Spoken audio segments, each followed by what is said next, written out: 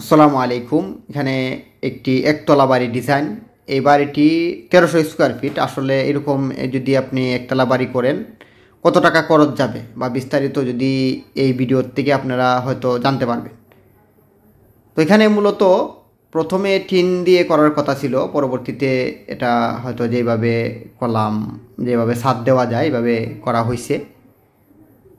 তো মূলত আপনি যখন একটা বাড়ি করবেন প্রথমেই ডিসিশন যদি নেন যে আপনি কিভাবে করতে চান তাহলে সবচেয়ে ভালো হয়। আর সবচেয়ে বড় কথা হলো ডিজাইন করে যদি আপনি করেন। আর আমরা যেহেতু সবসময় বাড়ির ডিজাইন বা বিল্ডিংগুলো করি, এখানে আমার যে আসলে এই বিল্ডিংটা করা হচ্ছে পরিচিত, আসলে এই কাজটা আমরা করি নাই কিন্তু আমার মাধ্যমে করা হয়েছে। দেখা যায় এটার তদারকি হয়তো আমি করছি, তো মেস্তুরি বা যে কন্ট্রাক্টর ওই কন্ট্রাক্টরকে আমি সিলেক্ট করে দিই এবং কাজের মোটামুটি যেই কন্ট্রাক্টরকে আসলে সিলেক্ট করা হয়েছিল উনি খুব সুন্দর বা কাজের ফিনিশিংটা অনেক ভালো হয়েছে। আসলে যেটা ভালো আপনাকে এটাকে ভালোই বলতে হবে, আর খারাপ যেটা এটা তো বলতেই হবে। আর এখানে যে সামনে 6 ফিট বারান্দার এক পাশে দেওয়া হয়েছে সিঁড়ি, আর এখানে হলো একটা বেডরুম।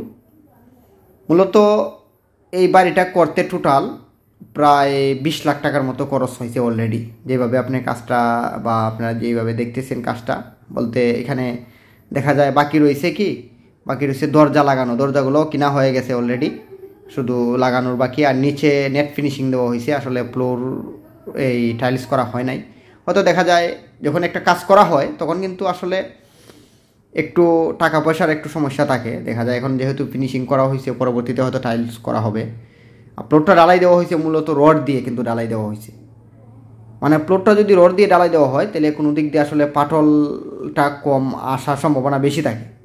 মূলত রড দিয়ে প্লট ডালাইটা দেওয়াই ভালো। আর এটার যেখানে একটা বিষয় আমি যদি আপনাদেরকে দেখাই, যেখানে ভেন্টিলেটর লাগানো হয়েছে, অনেক সময় দেখা যায় কি গ্রামের বাড়িতে যদি আপনি ভেন্টিলেটর লাগান তাহলে ভালো হয়, কারণ এই বেশিরভাগ ক্ষেত্রে কিন্তু দেখা যায় যে এসি লাগানো হয় না। আর যেইখানে বা যেই রুমে এসি লাগানো হয় এখানে আসলে এই ভেন্টিলেটর দেওয়া উচিত না। মানে যেই রুমে আপনি এসি লাগাবেন এই ভেন্টিলেটর না দিলেও হয়, কারণ আপনার এসি লাগাইলে দেখা যায় আপনার এই ভেন্টিলেটরটা বন্ধ করতে হবে, অত ভিতর দিয়ে দেখা যায় কোনো কিছু দিয়ে আপনার বন্ধ করতে হবে যদি এসি লাগান। আর যদি এসি না লাগান, যদি ভেন্টিলেটরটা দেন, তাহলে উপকারটা কীরকম হয় যে আপনার ভিতরে রুমের ভিতরে দেখবেন বিশেষ করে শব্দ করে, যখন আপনি দরজা জানালা লাগাবেন শব্দ করে, সেই ক্ষেত্রে আপনি যদি এই ভেন্টিলেটর দেন তাহলে ভালো হয়। আর যদি আপনার বারান্দা থাকে রুমের সাথে তাহলে কিন্তু আপনার ভেন্টিলেটর না দিলেও হয়। আর শহরের বাড়িতে আমরা কিন্তু আসলে ভেন্টিলেটর দিই না, গ্রামের বাড়িতে এই ভেন্টিলেটরগুলো দেওয়া হয়। এটা হলো ডাইনিং স্পেস। ডাইনিং স্পেসটা হলো যদি আমি আপনাদের দেখাই, একটা মাঝখানে করি। আর এখানে হলো বাথরুম, যেটা কমন বাথরুম, ভিতরে 4.5 ফিট আর লম্বায় আছে প্রায় 8 ফিটের মতো। আর এখানে আছে আরও এই কিচেন রুমটা কিন্তু অনেক বড়। গ্রামের বাড়ি যদি হয় তাহলে আসলে কিচেন রুম বড়ই দেওয়া লাগে, কারণ দেখা যায় যে এখানে দুইটা অপশন বলতে এক জায়গায় গ্যাসের চুলা থাকবে, আরেক জায়গায় মাটির চুলাটা থাকবে। বলতে মাটির চুলা লাকড়ি দিয়ে রাঁধার জন্য, যার কারণে এই কিচেন রুমটা 13 ফিট হয়েছে, প্রায় 13 ফিট পাশে, আর এই 13 ফিট এইদিকে লম্বায়, আর পাশে আছে প্রায় 10 ফিট, প্রায় 10 ফিটের মতোই। তো কিচেন রুম 10 ফিট এবং 13 ফিট অনেক বড় কিচেন রুম। তাইলে দেখা যায় আমরা যখন সচরাচর কোনো বিল্ডিংয়ে বা শহরে বা ভাড়া দেওয়ার জন্য কোনো কিচেন রুম করা হয় সর্বোচ্চ 7 ফিট বাই 8 ফিট থাকে, মানে বেশিরভাগ ক্ষেত্রে এরকম থাকে 7 ফিট বাই 8 ফিট। আর গ্রামের বাড়ি হইলে কিচেন রুম দেখেন বাই 10 ফিট এবং 13 ফিট একটা বেডরুমের সমান, কিন্তু মানে যেই বেডরুমগুলো করা হয় এগুলো বেডরুমের সমান হয়। আসলে ওই গ্রামের বাড়িতে একটু কিচেন রুমটা একটু বড় হলেই ভালো হয়।